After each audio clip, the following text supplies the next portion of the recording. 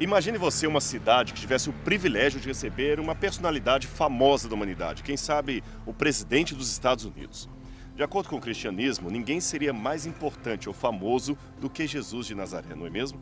Agora imagine que essa cidade, além de rejeitar esta personalidade, rejeitasse também a sua mensagem, pois foi isso que aconteceu aqui. No programa Evidências de hoje você conhecerá a cidade de Corazim, a cidade que rejeitou Jesus.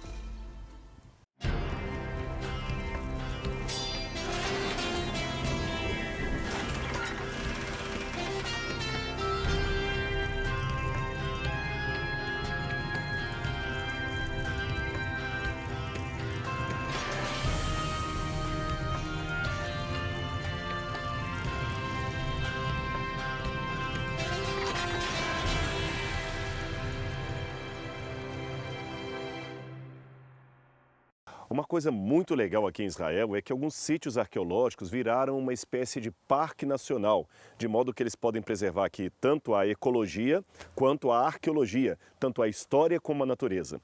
São muitos parques como este e Corazim é um deles. Na verdade, existe apenas uma passagem em toda a Bíblia que menciona a cidade de Corazim, e mesmo assim de um modo muito rápido. Foi um discurso de Cristo contra algumas cidades aqui da região que não aceitaram a sua mensagem. Este discurso foi reproduzido por Lucas e Mateus. Nele, Jesus diz exatamente isto. Ai de ti, Corazim, ai de ti, Betsaida, porque se em Tiro e em Sidom se fizessem as maravilhas que em vós foram feitas, já há muito, assentadas em saco de pano grosseiro e cinza, se teriam arrependido. Lucas 10, verso 13. A compreensão é relativamente simples. Jesus compara a situação de impenitência que houve aqui com outras cidades condenadas do passado e afirma que se elas tivessem visto o que Corazim teve o privilégio de testemunhar, teriam se arrependido. Uma hipérbole, é claro, pois Deus não deixaria ninguém se perder por falta de apelo ou testemunho. Deus insta com todos. Mas vamos lá. O que mais nós podemos aprender deste texto da Bíblia e das ruínas de Corazim hoje?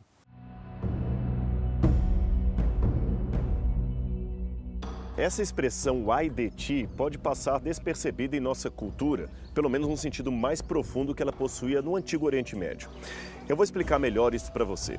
Se você for ao dicionário, verá que ai é uma interjeição ou expressão designativa de dor, desagrado, surpresa ou, por vezes, alegria. Exemplo: ai, que desgraça!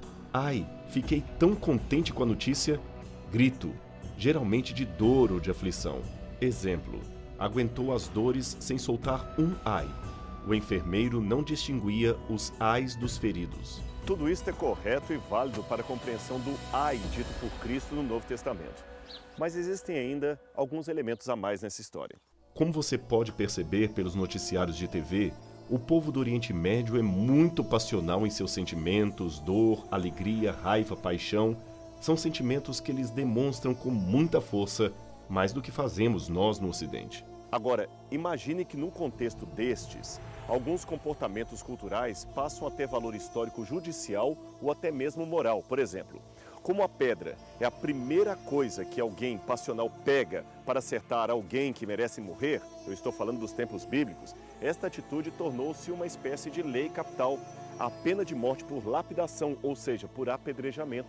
Por outro lado, porém, até hoje, quando os judeus querem homenagear um ente querido que se foi, eles não colocam flores e sim pedras em seu túmulo, pois a pedra passou a ser símbolo de um sentimento eterno. Mas vamos voltar para a nossa explicação dos ais, dito por Cristo. A origem exata desse tipo de pronunciamento ainda é tema controverso entre os especialistas. Muitos pensam que ele se originou dos funerais, outros que seria dos provérbios de sabedoria ou ainda um canto de lamento, e outros pensam que seria também uma espécie de sentença judicial. Seja como for, a Bíblia está repleta desse tipo de pronunciamento. São dezenas de ocorrências no Antigo e Novo Testamento.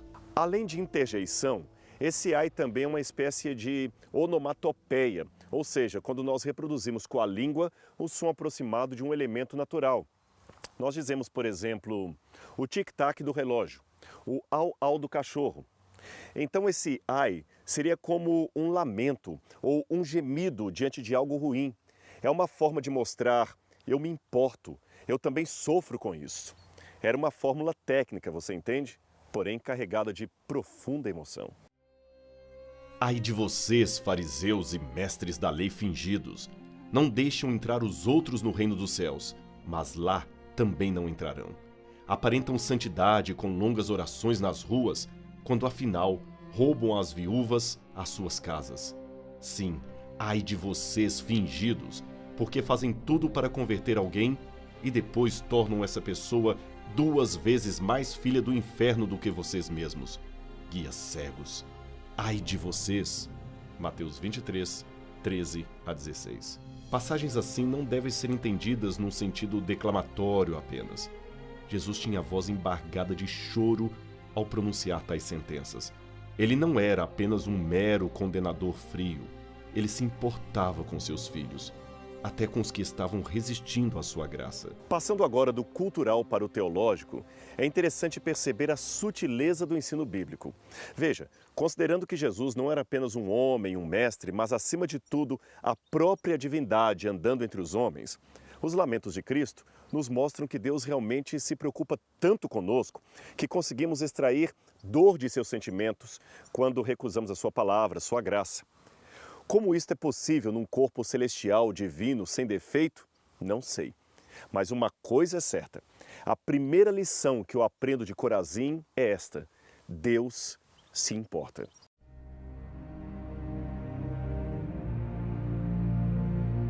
Antes da gente entrar nas ruínas da cidade, eu gostaria de me deter um pouco aqui nesta árvore para mostrar algo muito especial para você. Os evangelhos descrevem em detalhes o flagelo de Jesus nas mãos dos soldados romanos.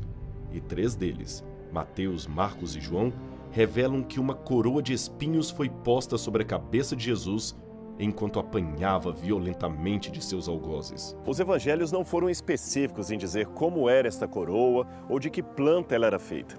Isso, é claro, deu margem para muitas formas imaginativas que alimentaram a curiosidade e a piedade cristã, muitas vezes com lendas. Uma coroa de espinhos guardada num tubo feita de vidro e ouro que alegadamente teria sido posta sobre Jesus durante a sua crucifixão se tornou objeto de reverência na Catedral de Notre-Dame, em Paris, França.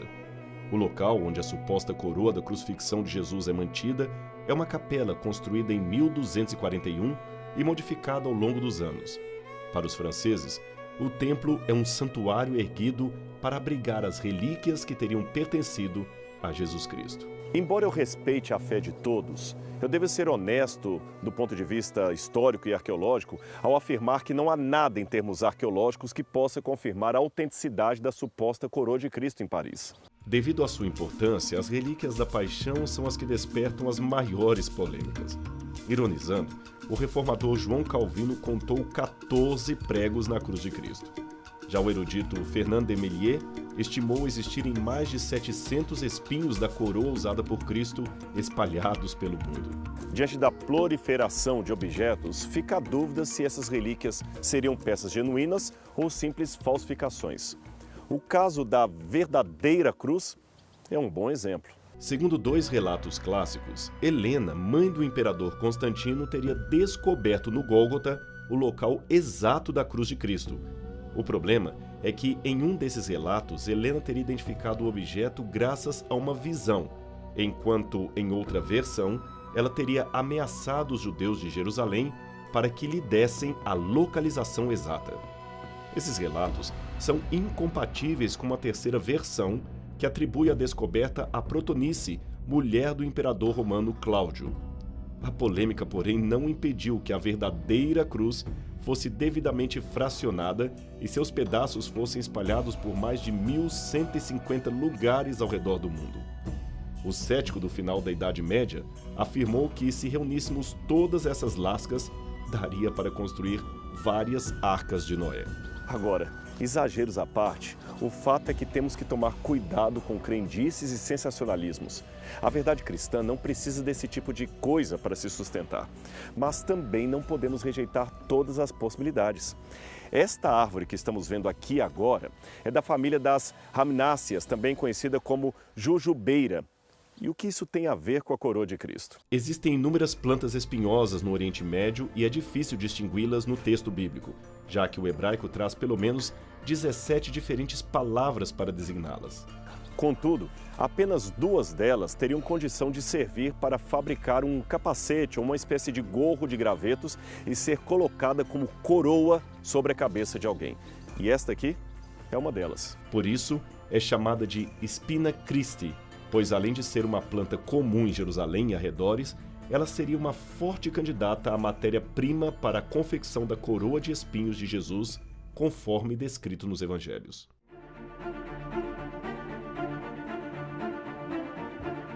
Antes de começar a nossa exploração do sítio arqueológico, deixe-me dizer para você algo a respeito da sua datação, isto é, da época da ocupação do sítio. O que você verá aqui equivale a apenas 20% do que seria Corazim. O resto não foi ainda escavado. A estrutura dos prédios, o achado de moedas e cerâmica levaram os arqueólogos a entender que estas construções são posteriores aos dias de Cristo. Um excelente trabalho de datação das sinagogas, por exemplo, foi feito por especialistas como Raquel Hachili, Sukenik, Avi Yonah e outros, mas o assunto não está fechado e pode ainda ter revisões, como aliás já teve nos últimos anos. E muito desta estratigrafia é baseada no material que não se encontrou no solo, ou seja, muitas vezes a arqueologia se baseia não na época da ocupação, mas do abandono do sítio. Isto pode parecer um pouco técnico, mas vou explicar melhor para você através de um exemplo. Quando a cidade foi escavada em 1973, as moedas encontradas na sinagoga eram de 2 tipos. Uma datada de 134 a 340 d.C. e outra de 390 até o início do V século d.C. Isto daria um hiato de 50 anos entre as moedas e dava a entender que o V século foi o último período de uso do edifício, porque não encontraram moedas depois dessa data. Mas a cerâmica local, examinada posteriormente, mostrou que o mesmo continuava sendo usado até por volta do VI século d.C., 150 anos a mais de uso, sem nenhuma moeda sequer. Assim, por mais acadêmico que seja o estudo, ele ainda está aberto a correções. Mesmo com essas questões de data em aberto, muito do que vemos aqui pode nos ajudar a ilustrar aquela Corazim que Jesus conheceu nos seus dias, mesmo que algumas casas sejam posteriores ao tempo de Cristo. E assim teremos uma noção de como era a Galileia dos dias de Jesus.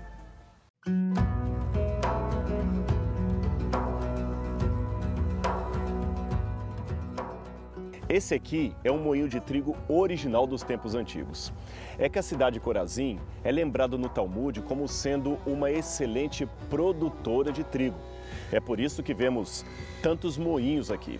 A área urbana da cidade é de cerca de 1 km² e é composta de 4 bairros residenciais nos cantos norte, sul, leste e oeste da cidade. E ao centro havia uma área comercial onde ficava a sinagoga e a praça, que vamos conhecer daqui a pouco. Mas antes, eu quero mostrar uma típica casa daqueles dias para você.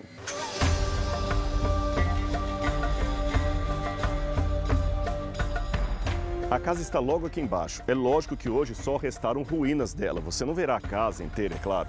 Mas use a sua imaginação para ter uma ideia de como seria naqueles dias. Quem morava aqui, evidentemente, era rico, porque está no ponto mais suntuoso da cidade. Aqui está a entrada. Mas me chama a atenção que logo de cara você vê um buraco aqui. Por que um rico deixaria um buraco assim na parede? Seria um descaso, um acidente? Ou teria um objetivo bem específico para ter um buraco aqui na porta? Se você visitar hoje a residência de uma família judaica mais conservadora, verá esse objeto no umbral da entrada. Ele se chama mezuzá e representa um rolo que indica a ligação entre Deus e seu povo. Dentro desse cilindro, um papel ou pergaminho com os nomes de Deus de um lado, Shaddai, e do outro, a oração do Shema, que diz: Ouve, ó Israel, o Senhor é nosso Deus, o Senhor é único. Essa oração completa é formada dos versos de Deuteronômio 6, 4 a 9 e 11, 13 a 21. Naquele tempo, porém, o costume era escrever essas palavras num pedaço de pergaminho e colocar aqui dentro desse buraco, então se tapava com uma pedra ou uma argamassa bem fina. O mezuzá pode ainda aparecer em portas de escritórios, quartos de hotel, portas de centros comerciais, enfim, qualquer lugar que pertence a judeus ou tenha judeus como usuários.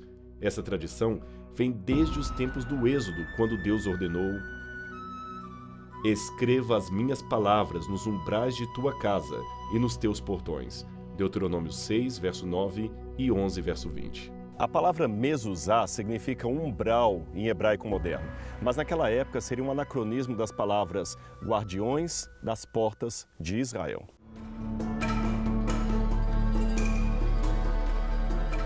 Aqui seria uma espécie de segundo pátio da residência, mas a casa ainda tinha um privilégio. O dono dessa residência tinha um tanque de purificações permanente só para ele e a sua família, como diz em hebraico, um mikveh, apenas para a sua purificação e de seus familiares durante as cerimônias religiosas. Os judeus se purificavam todos os dias de acordo com a sua religiosidade. E o sistema, o ritual, funcionava mais ou menos assim.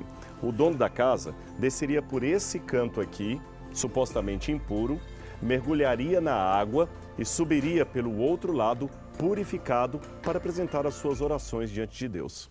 O batismo cristão é uma adaptação desse rito que chegou até nós através do ministério de João Batista, que mergulhava pessoas no Rio Jordão para a remissão de pecados e a preparação para a vinda do Messias. Esses tanques de purificação geralmente eram públicos e usavam água corrente.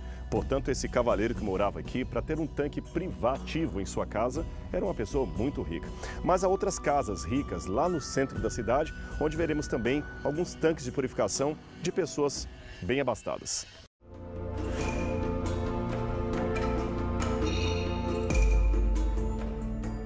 Aqui era a praça central da cidade. Você pode perceber que não há restos de alicerces de casa aqui no meio.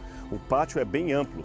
Então aqui era uma reunião, o local de encontro de várias pessoas. Os comerciantes vinham para cá, os donos de escravo, os arautos queriam anunciar algumas importantes mensagens para as pessoas. Então aqui era o centro da cidade, podemos dizer assim. Considerando que a Corazim do tempo de Cristo seria algo mais ou menos assim, ou a possibilidade disso aqui já existir no tempo de Cristo, podemos trabalhar com a hipótese de que Jesus, pessoalmente, esteve nesse lugar onde nós estamos nesse momento. Saindo da praça da cidade, nós vemos as ruas da cidade. Para você ver, eram ruas estreitas, bem diferente do que nós imaginávamos. Não passavam-se aqui carruagens, carroças, carros, não. Todas as pessoas passavam a pé em realmente verdadeiros becos. Essa região, talvez por ser central, por ser o centro da cidade, tinha também muitos banhos de purificação privativos e públicos nas casas que havia aqui em redor. Ou seja, aqui era o lugar de confluência de todos os cidadãos da cidade de Corazim. De acordo com Eusébio de Cesareia, historiador do IV século de nossa era, a cidade sofreu um colapso em 363 d.C., que demandou a sua restauração no final do IV século. Muitos pensam que esse colapso seria um terremoto identificado na estratigrafia local, mas há outros que duvidam disso.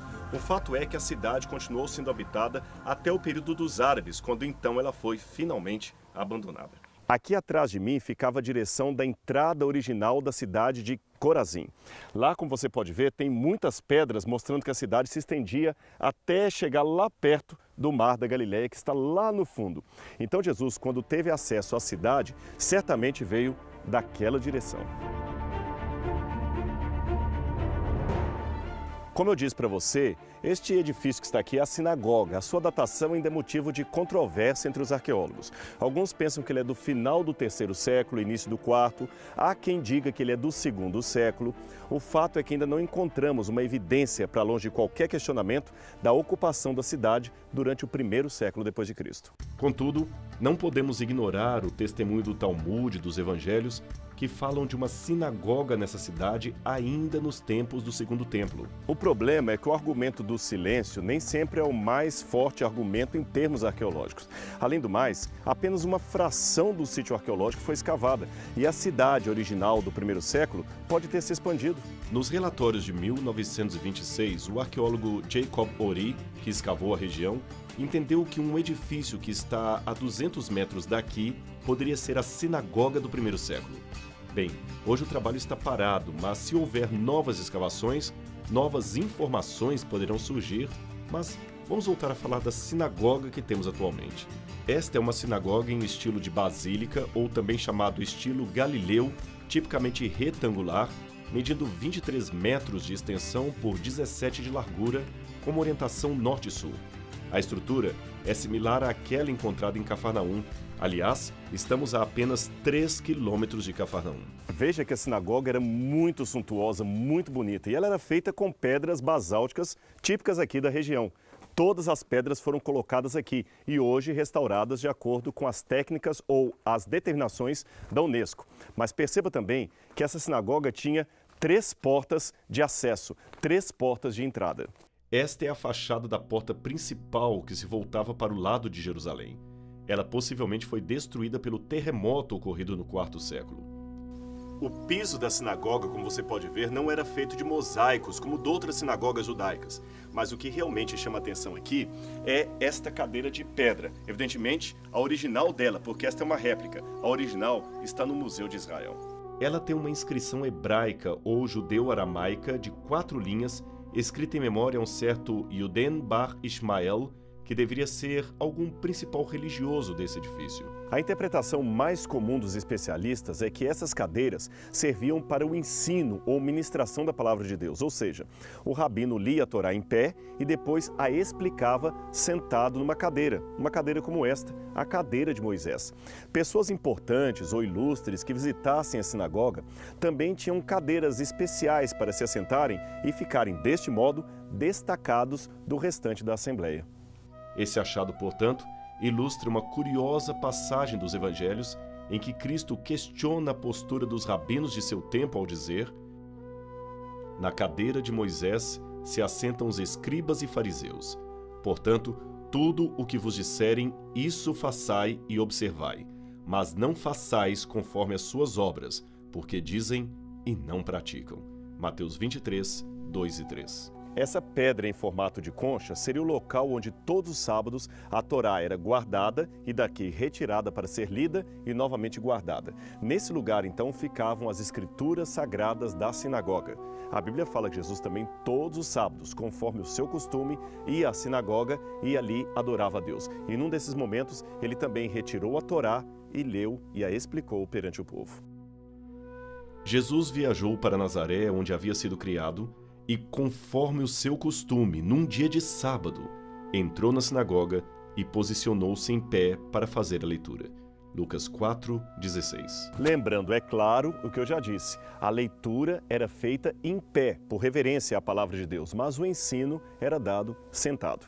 Agora, tem algo aqui que mostra que também houve entre os judeus uma mistura entre piedade hebraica e paganismo. Veja esse relevo entalhado aqui nessa coluna. Ele traz a cabeça de Medusa, conhecida personagem da mitologia grega, forjada antes mesmo dos tempos de Cristo. Agora, a pergunta que não quer calar é: o que estaria esta imagem pagã fazendo aqui? É difícil dar uma resposta precisa. Outras sinagogas, como a de Dura Oropos, Bet Alfa, Hamat em Tibérias, Roma e outras, são lugares onde não é incomum encontrarmos afrescos mosaicos ou relevos contendo elementos pagãos, como, por exemplo, os signos do zodíaco, Hélios, o deus do sol e outros. Os rabinos do passado discutiam muito sobre isto, havendo os que achavam a prática uma apostasia de fé e os que defendiam como sendo apenas uma decoração e nada mais. O fato é que depois da revolta de Bar Kokhba contra o imperador Adriano, muitos judeus se refugiaram aqui na Galileia e, ao que tudo indica, aqui se tornou um reduto de uma forma, digamos, muito plural de judaísmo e talvez uma forma já descomprometida com as raízes do antigo mundo judeu. Agora, para terminar o nosso passeio aqui em Corazim, eu quero mostrar mais uma última casa com você. Então vem comigo. Muitos dos assentamentos judaicos na Galileia sofreram grandemente na época da conquista árabe, mas durante a Idade Média, entre os séculos 12 a 14, Corazim desfrutou um período de reavivamento e reocupação. Esta casa é da Idade Média, mas veja como ela ainda registra ou guarda elementos arquitetônicos do tempo de Cristo. Olha esse arco que está aqui, especialmente essa pedra que está aqui no centro. Preste atenção. Esta era a pedra que sustentava a construção. É nela que as demais se apoiam para o arco ficar firme. Por isso, ela era chamada de pedra angular ou pedra de esquina. Cristo foi comparado a essa pedra, como diz o Salmo 118, 22, a pedra que os edificadores rejeitaram, foi posta como pedra angular. E é esse Cristo, rejeitado por Corazim, rejeitado por muita gente daquele tempo, que acabou fazendo valer a fé de muitas pessoas ao redor do mundo em todos os tempos. É Ele que pode salvar totalmente aqueles que, através do seu intermédio, se achegam a Deus. O programa Evidências fica por aqui, mas na semana que vem temos mais um encontro aqui na sua TV Novo Tempo, o canal da Esperança.